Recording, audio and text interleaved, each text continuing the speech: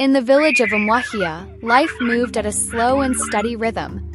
When the first rain of the season came, people smiled and said it was the blessing of the ancestors. The red earth drank deeply.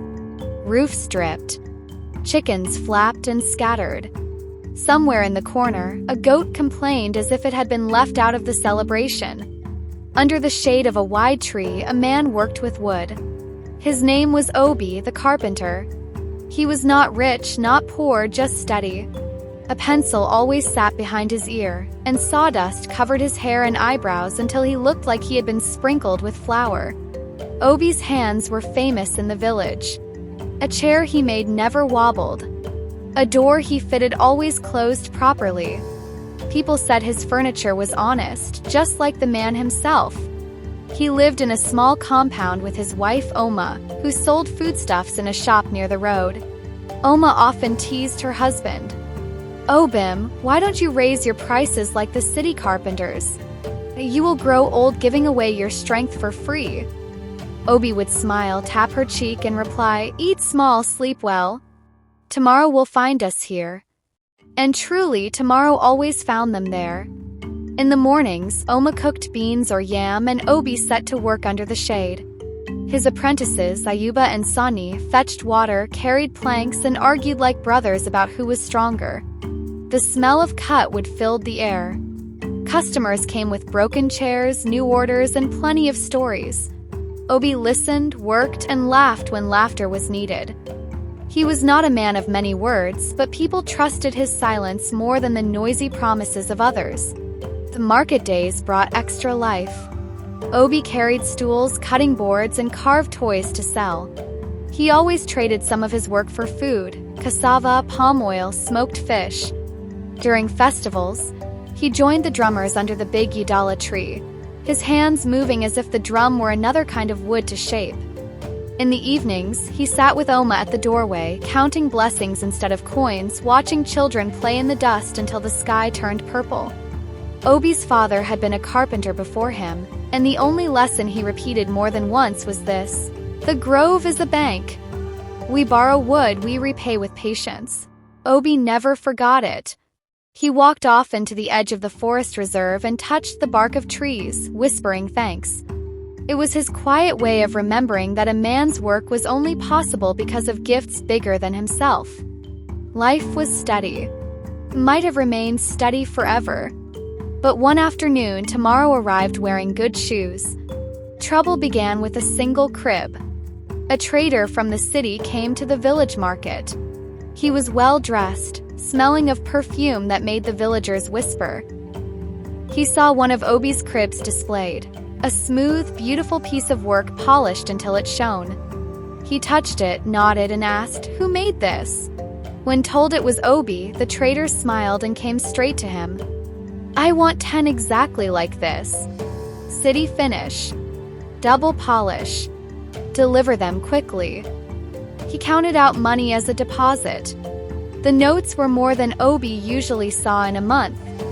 They looked as bright as palm oil in sunlight. Obi felt his heart race. Faster. Bigger.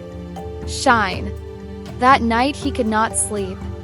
The thought of more orders filled him with both excitement and fear. He sharpened his tools, worked late into the night, and pushed his apprentices harder. First crib reached the city.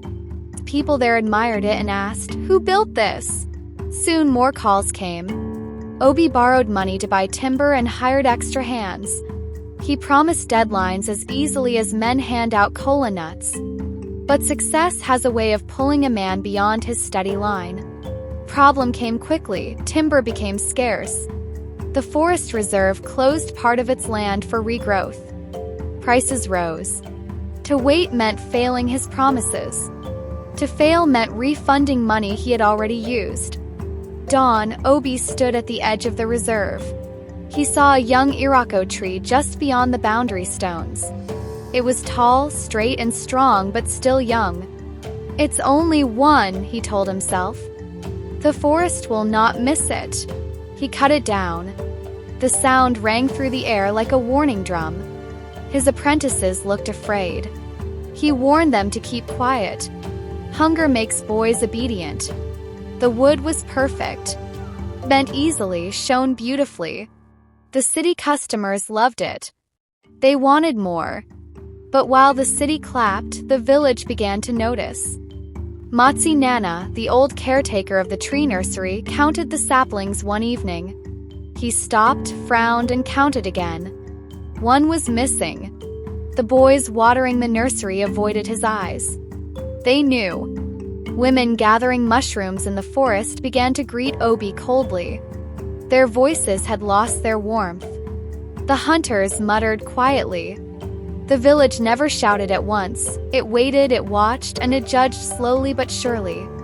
Then the punishment came, not with anger but with distance. The timber truck broke down. The sand seller's scale stopped working. The sharpener traveled suddenly. Customers who had promised orders pulled out quietly. The school desk's contract went to another carpenter, even though his work shook like a sick goat. People still greeted Obi, but their smiles stopped halfway. Truth was moving ahead of him. At night, Obi could not sleep. He stared at the roof, listening to the crickets. Oma noticed. "Did you borrow too quickly?" she asked. "I promised too quickly," he said. But in his heart, he knew it was not promises that had failed him. It was his choice. One afternoon, the nursery boys came to his workshop carrying a basket of seedlings. The smallest boy, ears wide like little leaves, looked at him and said, "Uncle, Matsi says the grove is missing a son." Then he dropped the basket and ran. Obi's hand froze on his chisel. He knew his sin had found him. That evening, the elders called him to the Idala tree. Children played nearby, pretending not to listen. Matsi Nana looked straight at him and said, "The grove is a bank. We borrow shade and timber. We repay with patience. You took a young child of the forest before its time. The account is open." "I had orders," Obi said weakly. "We all have orders," Matsi replied. "But the earth has the first one." The elders did not curse him. They simply stepped back. That was worse. No favors. No small help. No friendly hands. Obi felt like a roof left without a pillar. That night, he asked Oma quietly, "What do I do?" "You already know," she said gently. And Obi did. The next morning, Obi carried a basket of seedlings to the forest. Called the nursery boys, the women, the hunters. Oma brought food and palm wine. The villagers gathered, curious. Some wanted to laugh, others wanted to see if he was truly sorry. Obi bent to the soil. With his bare hands, he dug a hole. He placed a seedling gently inside and pressed the earth with both palms. His voice shook but stayed steady. "I took a child. I will return a forest." There was no music, no festival.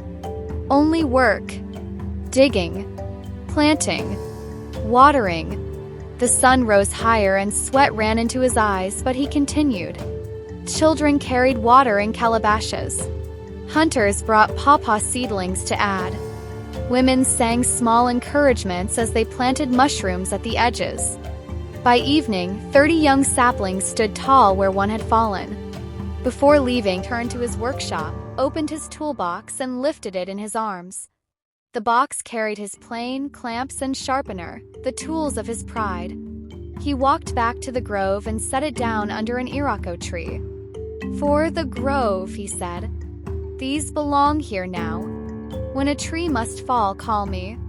I will measure and cut only what is allowed." Matsi nodded. "The account is closing. Not because you paid, but because you remembered." Obi kept returning. Every morning he watered the seedlings, fenced them from goats, and taught children how to plant. His apprentices, ashamed, came back and joined him. Slowly, the nursery grew again. Slowly, the people began to greet him with true smiles. At his workshop, Obi nailed a new sign above the doorway. "We do not promise speed.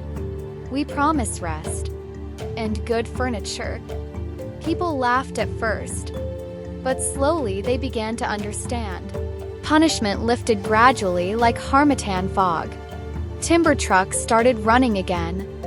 The sand cellar scale was repaired. The sharpener returned. Not everyone came back, but enough did. Obi no longer promised quick delivery. He promised strong, honest work. Some city customers left, but others stayed and they sent their friends. Obi made fewer cribs but better ones. He built strong school desks and stamped a small leaf under each piece, a secret mark to remind people of the forest. At home, Oma served simple meals.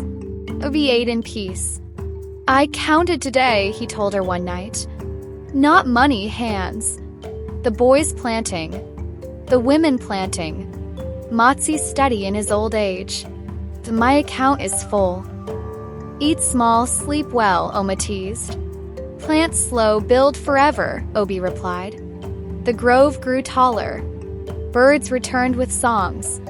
The village added a new festival, the Day of Saplings, when children planted young trees and sang, "Hold the root, don't choke it. The water is kind if you ask gently." Carpenters from other villages came to learn. Obi told them simply, "Don't take what isn't yours because you are in a hurry. Hurry is costly. Honesty lasts." He made his apprentices plant every week. First they complained, but later they began to enjoy it. Even a boy from the city, sent to learn humility, shouted with joy when his first seedling survived. "It lived!" he cried, and the village clapped. Years passed. Trader who once demanded quick work returned. This time he asked for more furniture, but gave Obi 14 weeks instead of 4. They shook hands as equals. Obi never forgot the stolen tree. But when he walked under the tall grove years later, he smiled at the hundreds that had replaced it. He touched the leaves and whispered, "The grove is a bank. I am still paying, and I am happy to do so." And so the carpenter who once chased speed became a man remembered for patience, honesty, and peace. Moral of the story: shortcuts may look sweet, but they bring long sorrow. Patience and honesty may be slow, but they build a wealth that never fades. What did you learn from the story? Drop it in the comment section. Subscribe for more interesting stories. Thank you for watching till the end.